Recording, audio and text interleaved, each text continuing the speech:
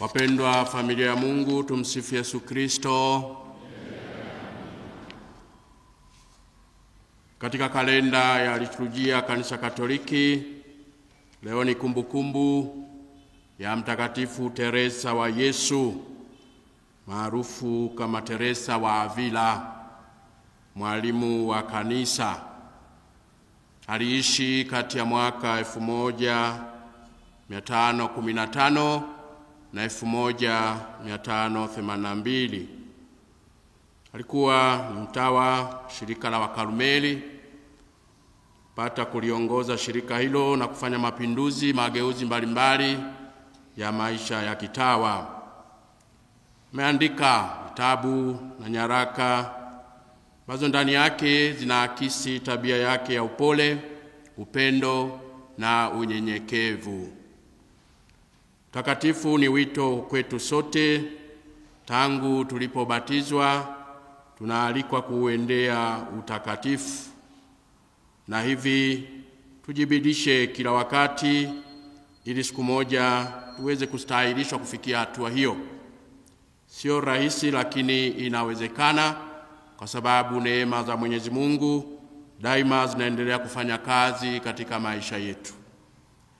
Katika kumbukumbu hii, jimbo letu kula Mbeya, siku ya leo ni ya kusali, kushukuru kwa mapaji mbalimbali ambayo waamini, vyama vya kitume, watu binafsi tunatoa kwa ajili ya kulitegemeza jimbo letu.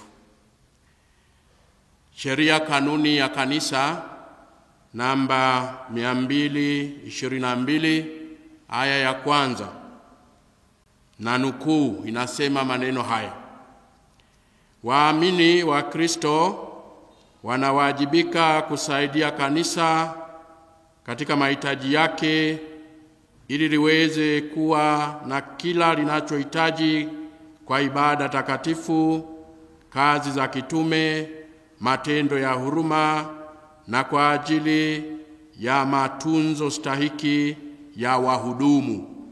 Mwisho wa kunukuu. Misa hii na sura ya kijimbo toka uwakilishi mbalimbali toka parokia zetu kwa ajili ya kutimiza wajibu huo kama wa Kristo. Sheria kanuni namba 1261 aya ya pili na nukuu inasema maneno haya: askofu wa jimbo analazimika kuwakumbushia waamini wajibu uliotajwa katika kanuni 222 aya ya kwanza, na kwa njia ya kufaa kuhimiza utekelezaji wake. Mwisho wa kunukuu. Tegemeza jimbo ni tendo ambalo tunalifanya kila mwaka. Tunashukuru kamati na usimamia zoezi hili, na kamati hii ndio mkono wa kuume wa Mwashamu Baba Askofu Mkuu.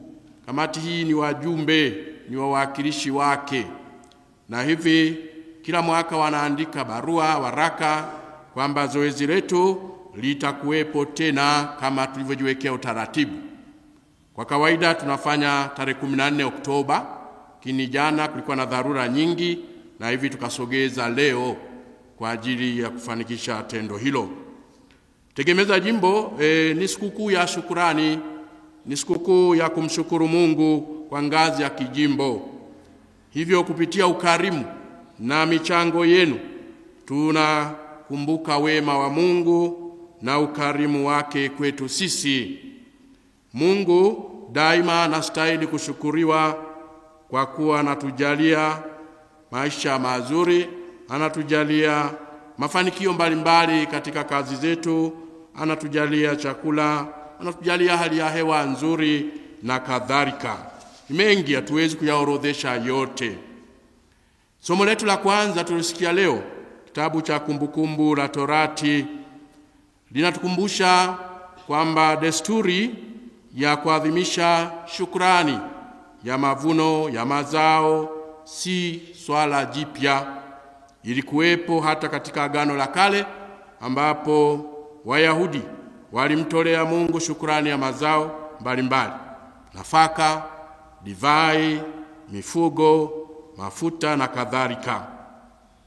Kumbe katika kitabu hicho cha Matendo ya Mitume sura 14 ya 22 mpaka 27, Wayahudi wanaagizwa kumtolea Mungu 10% ya nafaka yao yote kwa mwaka. Sisi tumejiwekea utaratibu, bahasha zinakuja, na hivi tunatimiza wajibu huo. Tunaendelea kuwashukuru waamini wote, taasisi za jimbo, watu binafsi kwa majitoleo yenu. Somo letu la kwanza, Waisraeli wanatahadharishwa wasijivune na kumsahau Mungu watakapoona wanafanikiwa katika maisha. Utakaposhiba ukiwa na nyumba nzuri na ng'ombe na mifugo mbalimbali, wakubwa kwa wadogo, fedha ikiongezeka, basi usimsahau Mungu wako, kwa sababu yeye ndiye anayetukirimia hayo yote. Tunapaswa kutenga muda na nafasi kumrudishia sifa na shukrani zetu, mwambia Mungu asante kwa mapaji na utupatia.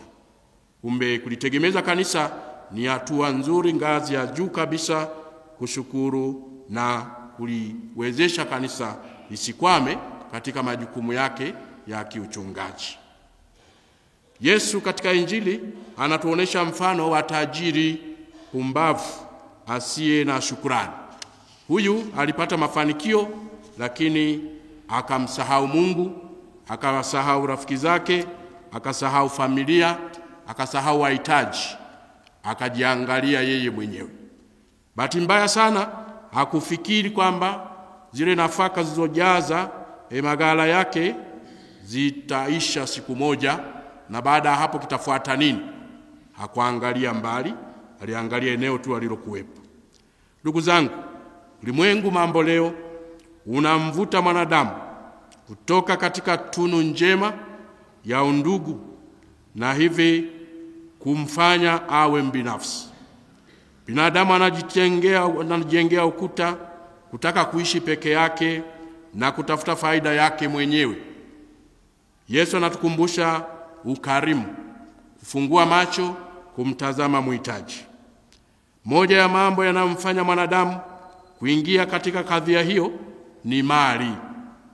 Injili yatupeleka moja kwa moja katika mwelekeo wa mwanadamu wa leo, ambaye yupo tayari kujilimbikizia mali hata kama itapoteza uhusiano na ndugu zake.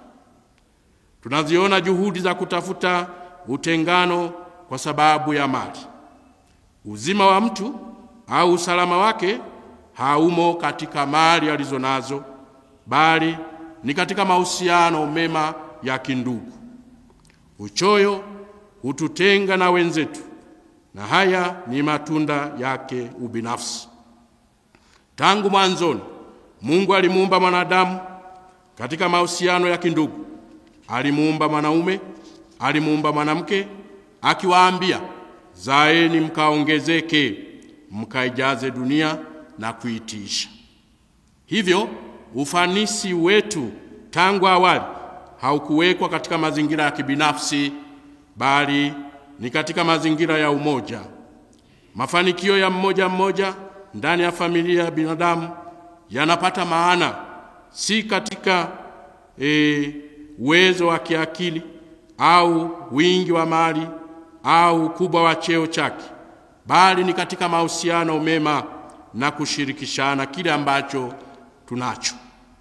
Mfano wa tajiri katika Injili ya leo unatuonesha kwamba kina na mapana uhalisia tunauona katika mazingira ya kijamii na kiuchumi. Wenye mamlaka na matajiri wengi wanaendelea kujichumia mali ambazo hata wakati mwingine huzidi mahitaji yao ya lazima. Hii ni kwa sababu hana uhakika wa kesho kama ataendelea kuwa na vitu hivyo, na hivyo kama akitoa basi anaweza kuingia katika mahangaiko. Lakini zaidi ni kwa sababu haoni muunganiko na ndugu yake huyu aliye pembezoni akimlilia. Ndugu zangu, tendo la kulitegemeza kanisa ni tendo la ukarimu.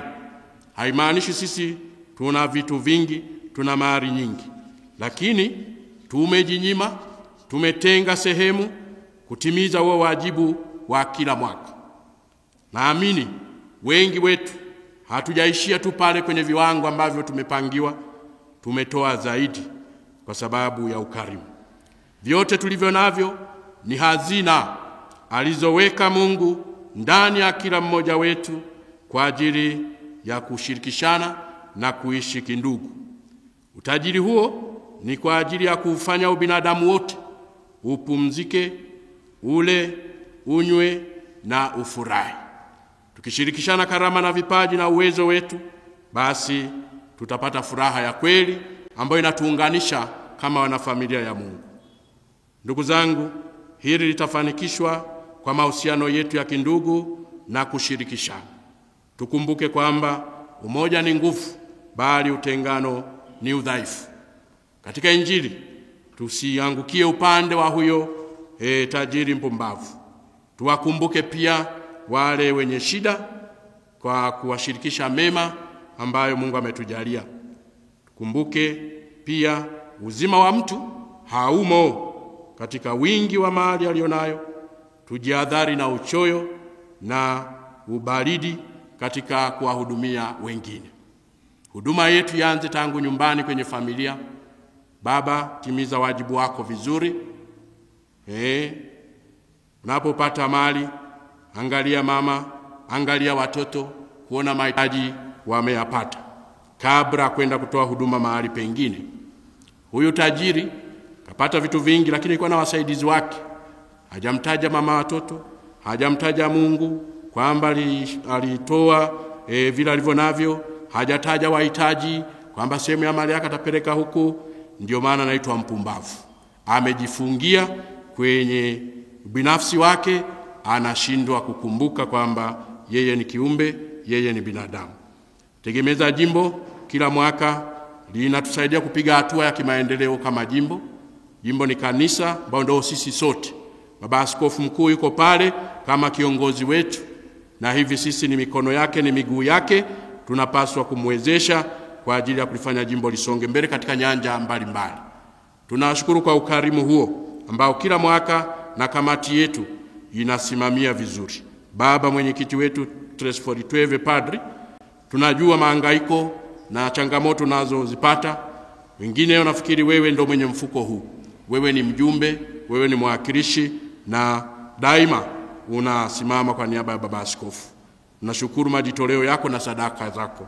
Asante ofisi ya mkurugenzi wa fedha na wajumbe wako wote ambao kila mwaka mnatuwekea utaratibu mzuri kwa ajili ya kufanikisha jambo hili. Baada ya misa nawekea utaratibu kuangalia baadhi ya kazi ambazo fedha zetu zinafanya kila mwaka. Tutatembezwa kwenye jengo letu na kuona maendeleo yake, ili basi kila mmoja aone kwamba mchango wake una thamani, na hivi tunaandika historia pamoja. Baada ya kizazi hiki watu watakuja kusimulia. Kuna waamini waliishi ndani ya jimbo kula Mbeya, walifanya kazi kubwa ambayo tunaacha alama sisi sote, na hivi tuone fahari juu ya kile tunachokifanya kila mwaka. Tumsifu Yesu Kristo.